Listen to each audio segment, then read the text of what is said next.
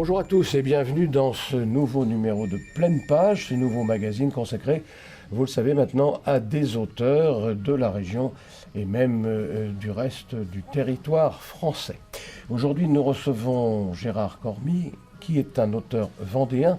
Enfin, il est vendéen, Gérard Cormy, depuis quelque temps, puisqu'il réside à la Barre-de-Mont, tout près de Challans et tout près de Saint-Jean-de-Mont.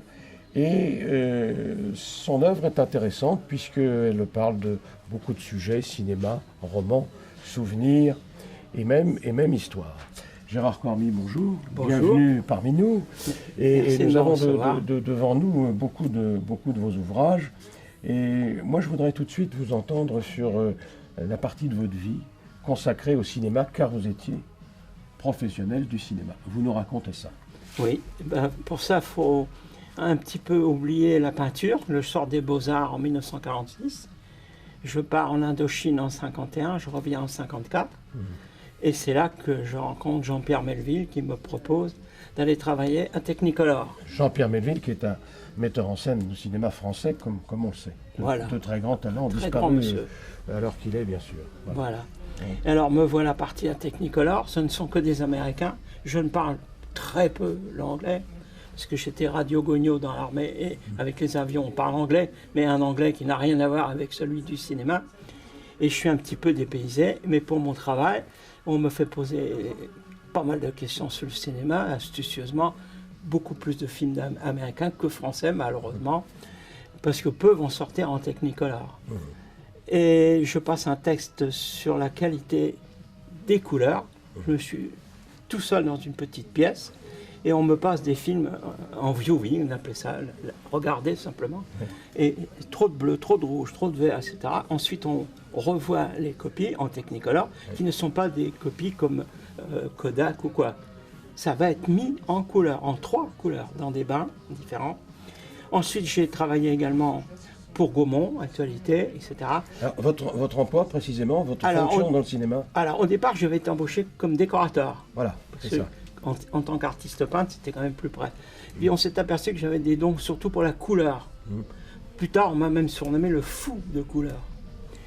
En se disant que je suis un petit peu à l'ancienne, comme Rembrandt ou le Caravage. Bon, alors malgré les apparences, vous êtes un homme de couleur, c'est bien ça? Voilà, tout à fait. D'accord. Alors, ce qui vous a amené à écrire, bien entendu, autour et sur le cinéma. Alors, j'ai devant moi quelques-uns de vos ouvrages. Je prends le premier là qui me tombe sous la main. Oui. Ça s'appelle « Et si c'était vrai ?» C'est consacré tout de même à une icône du cinéma américain. Oui, tout à fait. C'est-à-dire à Marilyn Monroe, cette prestigieuse actrice. Est-ce que vous l'avez rencontrée, Marilyn? Non, moi je n'ai pas eu cette joie, mais mon père, oui. Bon. Et puis alors, vous avez rencontré en revanche bien d'autres comédiens français. Ah, absolument. Par exemple, Yves Montand. Ouais, Yves Montand, Jean Marais, enfin Monsieur Villain, comme on l'appelait nous, qui était artiste peintre à l'époque. Hein. Pourquoi vous l'appeliez Villain? C'est son nom. Ah, c'est son nom. C'est son Marais, nom. c'est son nom de théâtre. C'est le nom de sa maman, ouais. D'accord. Jean Villain Marais. Et nous, on l'appelait Marais, tout quoi. Parce qu'après, il est devenu, à cause de La Belle et la Bête, et entre parenthèses, par la suite, il devait m'offrir l'occasion de peindre la 3e génération de l'affiche de La Belle et la Bête. En couleur, bien sûr. D'accord. Alors que le film est en noir et blanc, bien sûr. Alors, je crois que vous avez une anecdote ou deux à nous conter sur votre vie de décorateur à travers le cinéma. Oui, alors, comme il n'y a pas longtemps, une interview m'avait été proposée sur Ouest France, j'expliquais que M. Villain, beaucoup de gens ne le savaient pas, est venu place du Tertre. Oui, à Comme Paris. nous. On peignait, lui en plus il était très moderne, moi j'étais plutôt très classique, mais c'était un garçon extraordinaire, d'une gentillesse absolue et d'une beauté incomparable, alors qu'il s'appelait Villain. Oui. C'est ça, c'était étonnant quand même. Le paradoxe du comédien, comme le dire. Voilà. Tout à fait. Bon. Et puis Montand, vous avez bien connu? Alors Montand, mon père, oui, je n'ai pas bien connu, mon père l'a bien connu. Il a même joué au poker avec lui souvent, et puis il s'est fait, comme on dit, ratatiner. Mais d'autres acteurs l'ont ratatiné à son tour. Et M. Montand jouait, sans mentir, de 10 à 15 millions de francs à l'époque dans une seule soirée au poker. Hein, et M. Trintignant était le seul à pouvoir l'arnaquer, entre guillemets, à son tour. Bon, il a perdu beaucoup d'argent alors en jouant. Absolument, absolument. Alors, je parlais tout à l'heure de votre livre autour de Marilyn Monroe. S'intitule « Et si c'était vrai ?» Qu'est-ce qui était vrai d'ailleurs? Pourquoi vous Alors justement, ça me fait plaisir que vous me posiez cette question, parce que DiCaprio qui vient de sortir un film qui est fabuleux, entre parenthèses. Leonardo DiCaprio. Oui, Leonardo DiCaprio. Oui. Il est acteur, bien sûr, dans ce film. Oui. Et on démontre le côté secret qu'un certain personnage du FBI qui est très connu aurait intenté à la vie de Marilyn Monroe.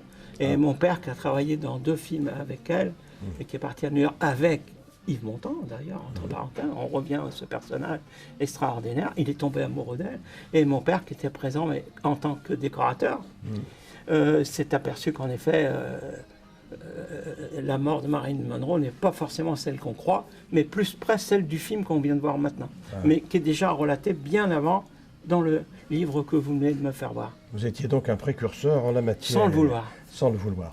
Alors ici, nous avons un autre recueil dont vous avez naturellement signé alors les dessins, cette fois acteur et chanteur à travers la poésie.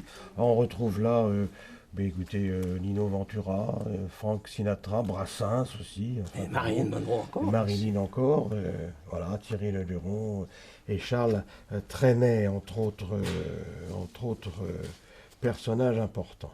Donc on sent que vous aimez les acteurs, les comédiens. Absolument, sans le cinéma, je serais très malheureux. Bon, écoutez, ne le soyez pas trop. Avec nous, Mémoire de l'histoire, ça c'est encore autre chose. Oui, ce sont des affiches, n'est-ce pas? Des superbes affiches de cinéma. On retrouve Michel Morgan, là, avec des films déjà anciens, Le Quai des Brumes, célèbre classique. Et vous avez vous-même une collection d'affiches de cinéma comme ça? Oui, et quelques affiches que j'ai travaillé dessus, qui sont signées de mon nom, et d'autres qui sont signées malheureusement que par le producteur, mais on sait très bien, sur Internet on commence à en parler, une dizaine d'affiches très connues, dont La Belle et la Bête. Voilà. Alors ici on a Gabin, regardez, c'est magnifique, portrait de Gabin. Vous l'avez rencontré, Gabin? Ah oui, plusieurs fois. Et mon frère est toujours en harmonie professionnelle avec Mathias. Ah, c'est le fils de Jean Gabin. Voilà. Mathias Moncorget. Absolument. C'est bien ça. Voilà, donc ça, évidemment, c'est un autre ouvrage de vous-même. Et puis là, je découvre Bourvil. Et là, vous avez consacré tout un recueil au comédien Bourvil.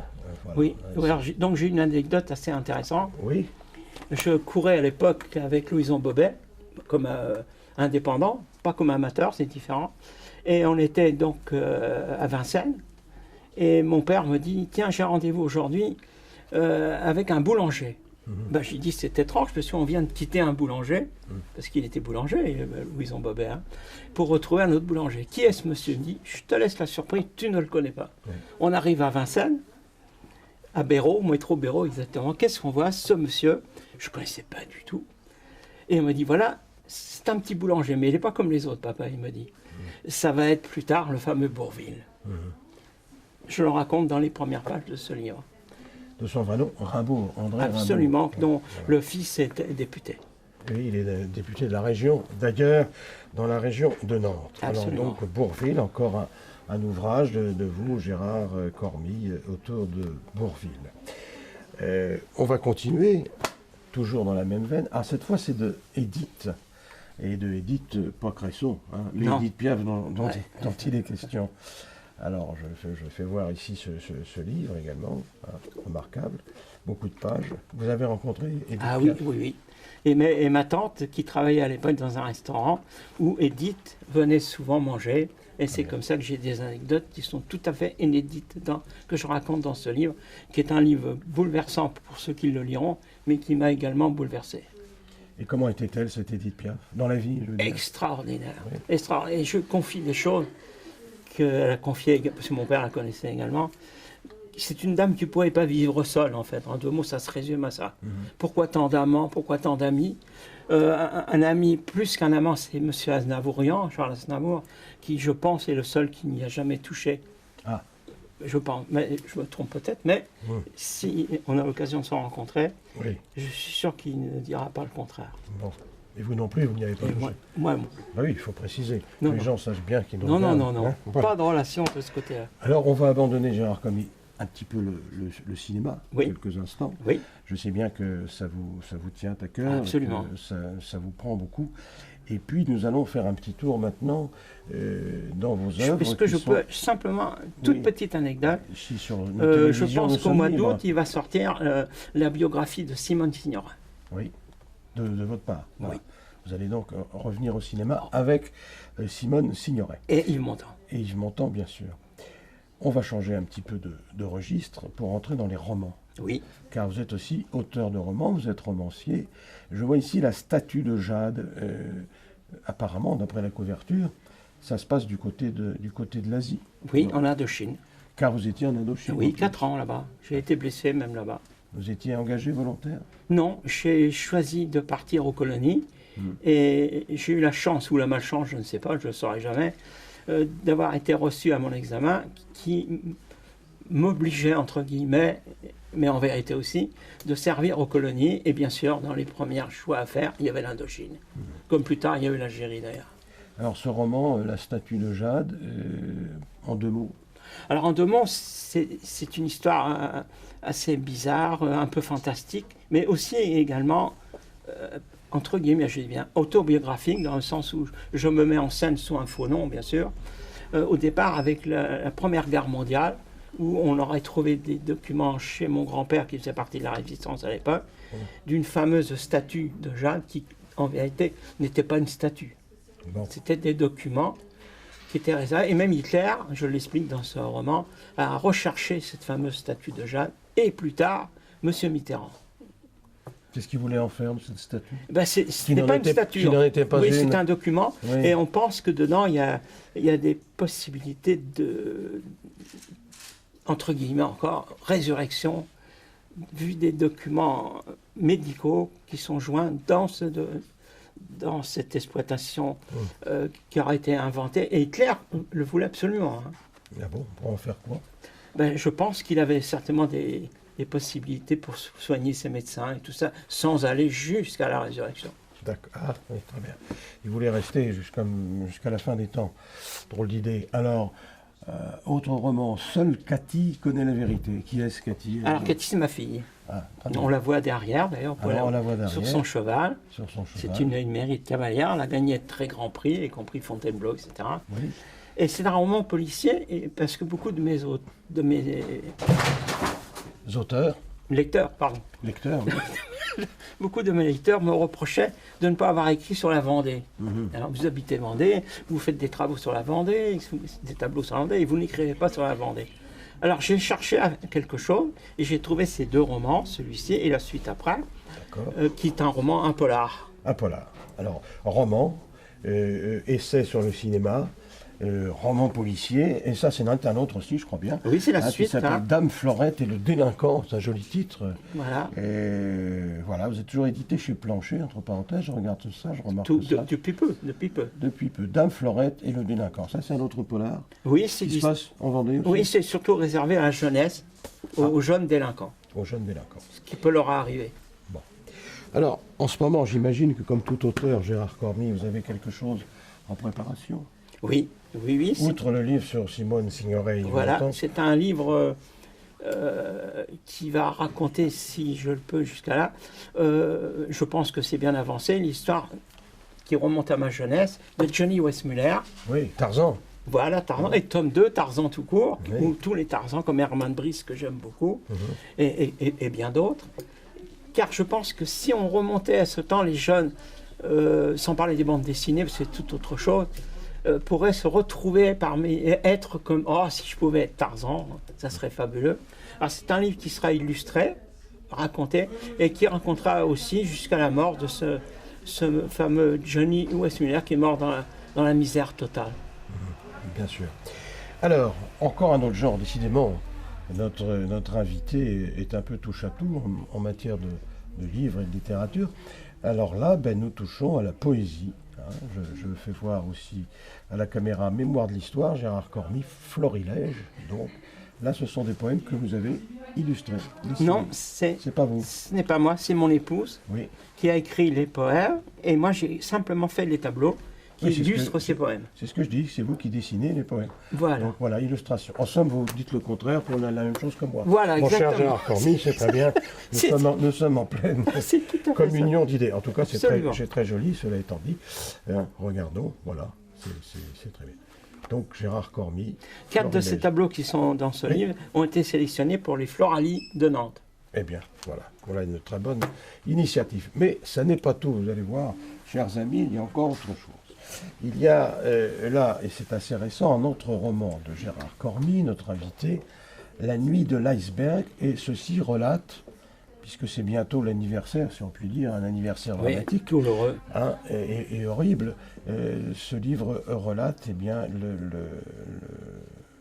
la fin du Titanic, ce vaisseau célèbre qui avait sombré il y a combien de temps maintenant 100 ans pile. 100 ans pile. Le 12 avril. Le 12 avril, ce sera donc l'anniversaire, entre guillemets, de ce drame. Alors là, vous avez, vous aussi, une version un petit peu oui, alors j'ai fait des recherches pour savoir pourquoi le côté fantastique qui plaisait tant au dernier film de James Cameron, avec Leonardo DiCaprio. On retrouve Leonardo DiCaprio, qui ne parle pas du tout d'une certaine momie qui est encore à l'intérieur du navire.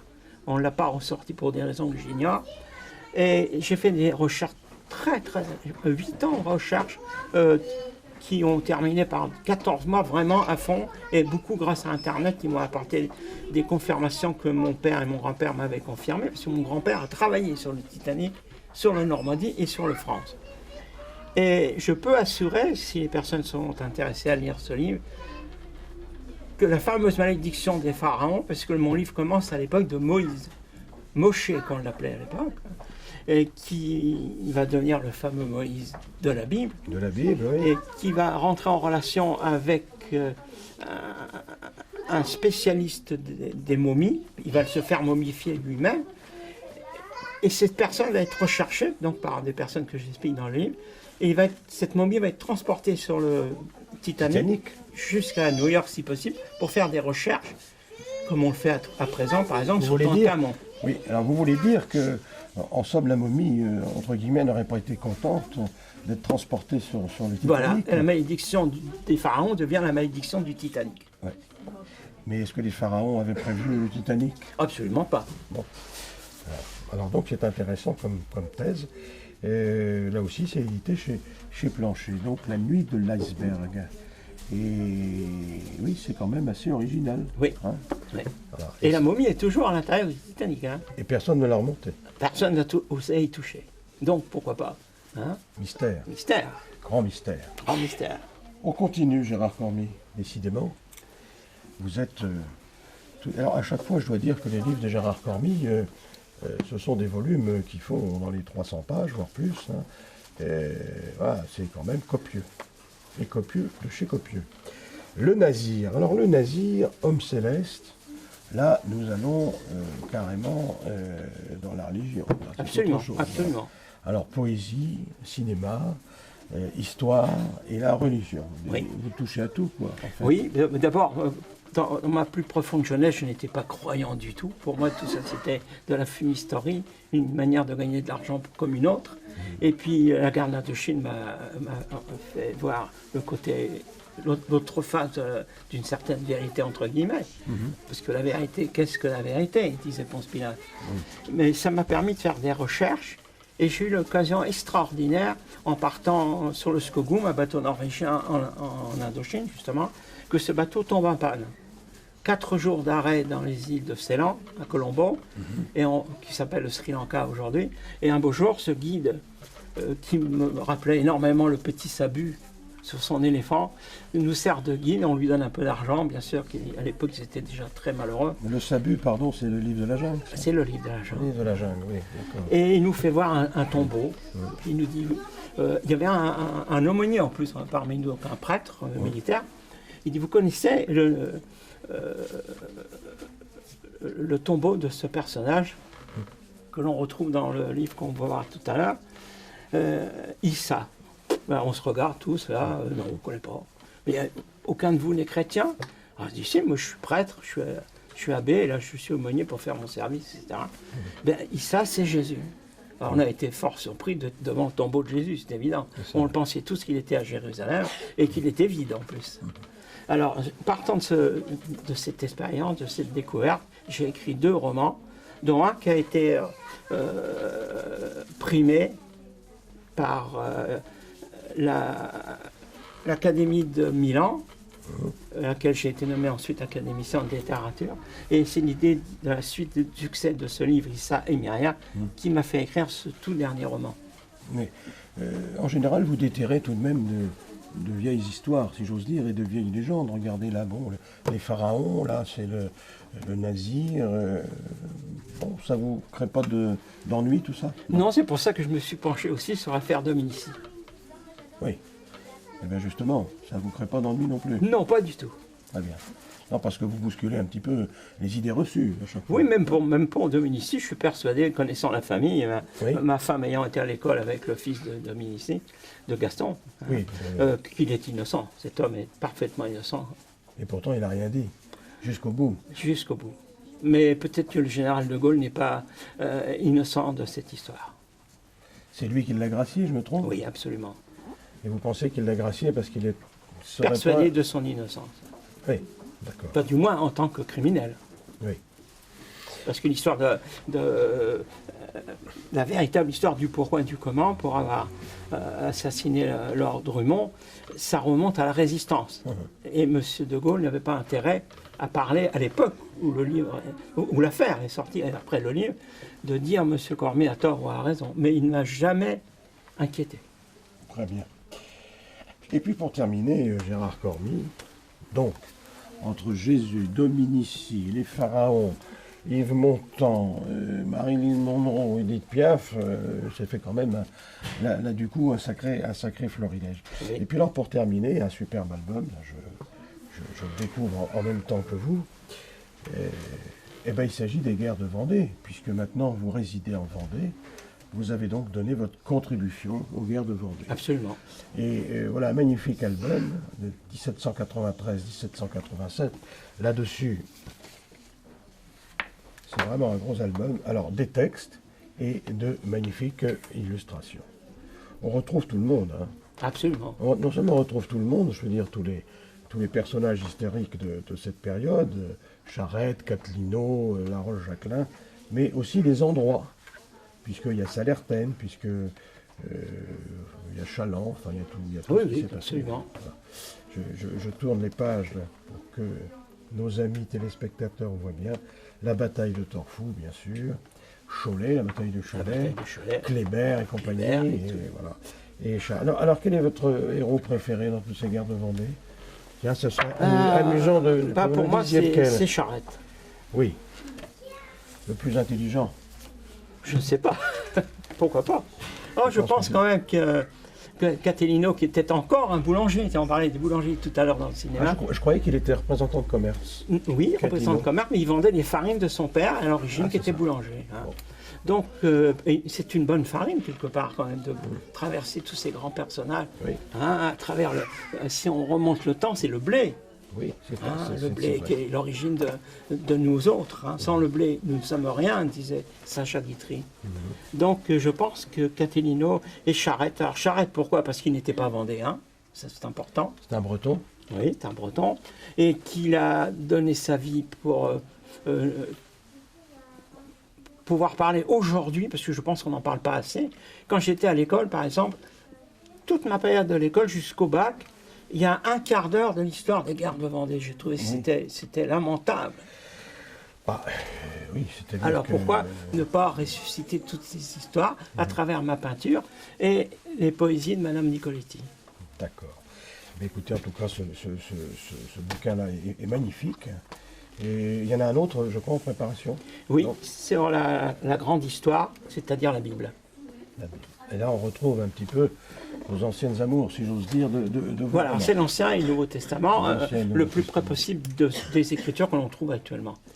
Eh bien, tout ça, ça nous fait quand même une œuvre quelque peu complète et nombreuse. C'est moins qu'on puisse dire. Gérard Cormy, votre prochain bouquin, c'est Simone Signoret. Et Yves Montand. Et Yves Montand. Et Yves Montand.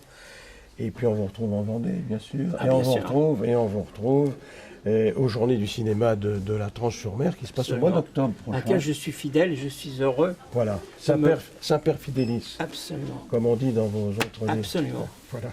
Merci Gérard Cormy. C'est moi. Je voudrais simplement, pour terminer maintenant, comme on le fait à l'accoutumée, dans notre maison de la presse, vous parler des dernières parutions, celles-ci sont nationales. Allô 130 98 10, c'est encore vous ça. Le cas Dominici. C'est Gérard Luca Dominici. Le Petit Carré Bleu, C'est biographie.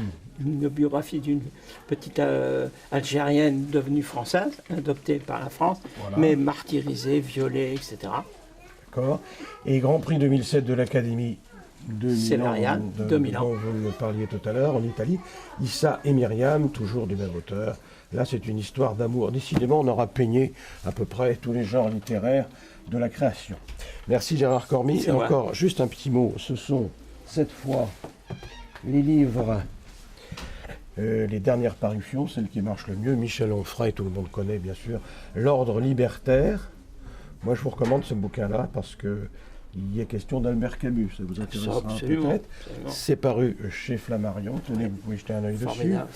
Alors, de Barbara Constantine et puis Paulette, c'est un roman chez Calment-Lévy. Impeccable. C'est très divertissant. Et puis alors, puisque nous sommes en ce moment, vous l'avez peut-être remarqué, en période électorale, est-ce que je crois qu'il se passe quelque chose de similaire? Je crois qu'il est question d'élection d'un président de la République. Alors, deux livres qui vous intéresseront sûrement, de Jean-François Kahn, qui est le patron du magazine Marianne, Menteur, avec un S, hein. Donc il y en a pour tout le monde. Et puis de deux journalistes, Sophie Coignard, Romain Guibert, L'oligarchie des incapables. Nous ne citerons pas de nom, parce que ici, sur Vendée Web TV et TV Sèvres-et-Maine, nous sommes des gens courtois. C'est vrai. Voilà, merci de votre attention et on se donne rendez-vous le mois prochain pour une autre émission de Pleine Page. À bientôt.